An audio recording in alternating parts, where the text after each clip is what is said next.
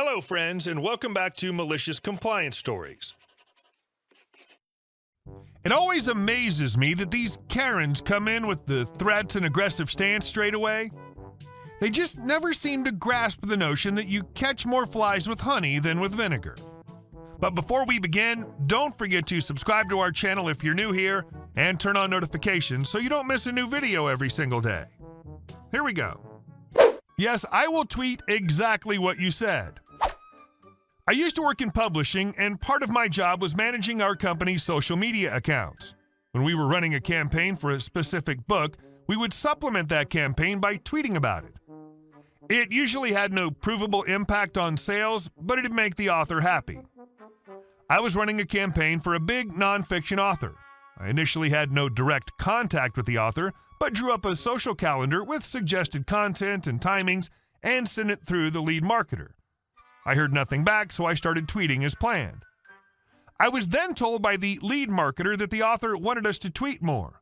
I was happy to do that, but needed to balance that with the 20 other books we were publishing that week, so I suggested we do 2 more tweets at peak times, but that I'd need some new content because tweeting the same message over and over is not particularly effective, especially for nonfiction.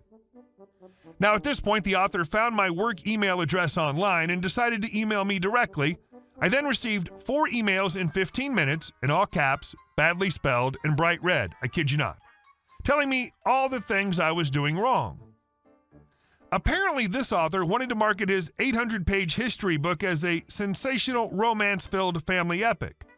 We had included some marketing on this side, but we were still making it clear that it was a history book, not a fiction one. He wanted to skip that bit and mislead people into thinking it was historical fiction. The author proceeded to dictate 10 tweets to me that he wanted me to tweet that day. I went to ask the lead marketer if this was in line with her campaign, and she told me to do whatever he asked. In the time it took me to speak to the lead marketer, the author emailed me an additional 5 times, escalating massively each time, and ultimately telling me he would get me fired if I didn't do this right now and post exactly what he told me to post. So I did that. I posted each of his requested tweets exactly as he'd sent them to me. None of them had links to purchase, none of them had images, several of them had spelling mistakes, and he consistently spelled his own Twitter handle wrong. When he complained, I forwarded this series of abusive emails he'd sent me to the head of marketing, and he was banned from ever communicating with marketing staff outside of his lead again. I did get a bit of side-eye, but I was told to just delete the tweets and ignore any further emails from him. And our second story. My entitled mother freaks when my spouse leaves me and I can no longer pay her bills. For as long as I can remember, my mother, EM, has worked several jobs to pay her bills. As an adult, I got married, and our combined income was pretty good, so we decided we'd take some financial stress off her. So we started paying her phone bill and her utilities and bringing bags of groceries by once a week or so. Then one day her car died, and we decided to surprise her with a new one. We picked out a new, smaller silver Toyota, mid-range, not all the bells and whistles, but still a nice car. When we gave it to her, she seemed very appreciative and happy. We told her we'd pay the monthly payment, the registration and insurance. The rest was up to her. She still worked full-time, but I had no idea where her money went. The plan was for her to take all those bills on again one day. We just never set a time for it to happen. Fast forward 2 years later. Out of the blue, my wife cheated and took off, leaving me with a ton of debt, a house I couldn't afford on my own, and a broken heart. I called my mom and sobbed over the phone to her about how terrible I felt. She was sympathetic until I told her I wouldn't be able to pay her bills anymore.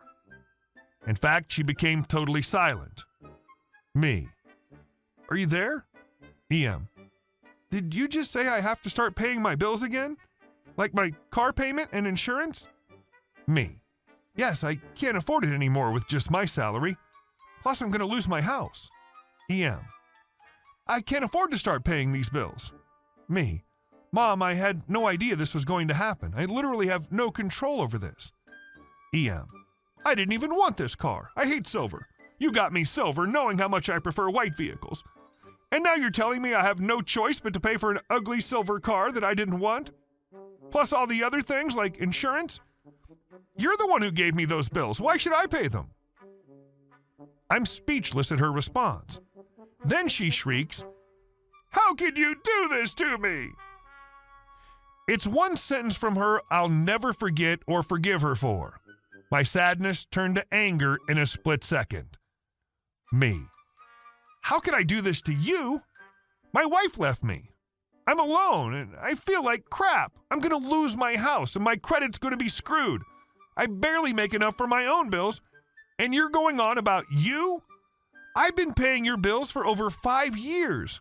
Did you never once think that one day they'd be your bills again?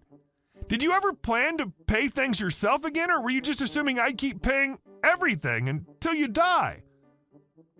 I'm here heartbroken, lost, and depressed, and the only thing you can think about is yourself. I hung up on her. Maybe 15 minutes later, my phone rings, and it's my sister. Figuring she'd just gotten off the phone with our mother, I answer. Me. Okay, you talk to Mom. What do you want? My sister. She's very upset. Me. So, what about me? Is it that nobody cares what I'm going through right now? My life is in shambles, and I'm devastated. My sister. Well, you can't really blame Mom. You bought her that car. She didn't ask for it. And she does only own white cars. Me. She didn't have a car at all. If I hadn't gotten her that one, she'd have had to get a new one anyway. She's been driving it for over 2 years. Besides, she said at some point she'd be taking those bills back on. When was that going to happen? My sister. You may just have to work something out with her. Just pay a little to help her get back on her feet. You can't totally stop helping her. Me. Yes, I can. I ran the numbers. I literally do not have a penny to give her anymore. And you know what? Even if I did, I wouldn't. I've been doing this for her for years, and the way she acted today, she doesn't deserve it. If she needs money from here on out, it's on you. This is the one time I need my family for support, and clearly, I'm not going to get it. She tried to defend the way my mother reacted, but I just hung up on her too. I put my phone on silent and sat with my dogs in the dark, thinking about how I had nobody to lean on since my mother and sister were such entitled, selfish human beings. After that first phone call, my mother did not reach out to me again to see how I was doing. I learned the hard way who my real friends and family were during that time. And spoiler alert, it wasn't my mother. Edited to add, this was years ago. I fixed my credit, paid the debts, got remarried, and never contacted my mother again. Best decision ever. Good for you. She was so toxic, I could feel it from here. And our last story. HOA lady has to follow rules eventually. I bought my first house in 1999, and I wanted DirecTV. I put up a satellite dish, which happened to be behind a privacy fence. I also knew the FCC ruling that HOAs couldn't prevent you from putting up a dish due to some malfeasance with home builders who would make shady deals with cable companies to force homeowners to go with a specific company. I think that's right. I figured I wouldn't have any issues since it was behind a fence anyway. I got a knock at my door the next day, and it was from my neighbor across the cul-de-sac telling me that she's on the board of the HOA. Your dish is in violation and must be removed. This was my first encounter with her. I politely explained the law as I knew it and told her to have a nice day. We didn't speak again, and she ended up moving out soon. Well, turns out she didn't move out. She was just renting to some other lady I never spoke to, and the HOA lady moved back in a year later. There was an easement behind my house which was properly mowed when I moved in. I would hit golf balls down there with my wedge, and my neighbor was into archery and used it as his range. By the second summer I lived there, it was overgrown and an eyesore. I couldn't even see the creek just behind my house anymore. One weekend, I borrowed my dad's utility trailer, and I spent 3 days clearing out our little section behind the houses, hauling all the debris away, probably 2 trips a day.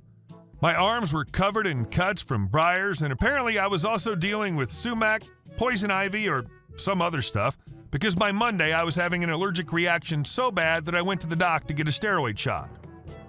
Laid up in the house all day, and I get a knock at the door. It's the neighbor woman again. Apparently there's a rule that you cannot store a trailer in the driveway for more than 3 days. And this was day 4. I needed to remove it by the end of the day or face a $500 fine. She handed me a paper listing the rule, and I considered just paying the fine, but instead I angrily drove an hour each way to return my dad's trailer after spending half the day already waiting in a hospital lobby. I got home after dark. What struck me as odd was there was a list of things you couldn't store in your driveway. Personal watercraft, boats, trailers, etc. The odd part was that motorcycle was listed on there. I don't ride one myself, but I thought it was a totally reasonable thing to keep in a driveway. After I finished all this work, this woman would routinely walk through my yard without asking, but since she was taking her grandkid to play in the creek, I never said anything, even though it bothered me she never asked. A year or so later, I wanted to sell the house and move into something bigger. I talked to a realtor already and was getting things tidied up to have the house shown. As I was cleaning out a drawer, I noticed that paper the HOA lady had given me, and I remembered the part about motorcycles being listed. You see, the HOA lady had started dating an older gentleman, and he had moved in with her. Turns out he rode a Harley, which was always parked in her driveway. She was home, so I walked over there and politely informed her about the violation.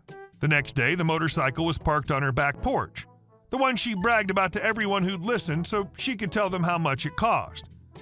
I laughed to myself, but then I remembered the part about it needing to be behind a fence. Another knock at the door, and within a few days, a fence company was building a 6-foot privacy fence which completely hid her fancy new deck. My realtor had been on my case for at least a week about needing to put up a for sale sign, so as soon as the fence was finished, I told her it was okay. I sold the house quickly and moved out at the end of the month. Oh, and the fence was completely hideous and looked out of place because of the way her lot was shaped. Hey guys, thank you all for watching the video. I'll see you in the next one.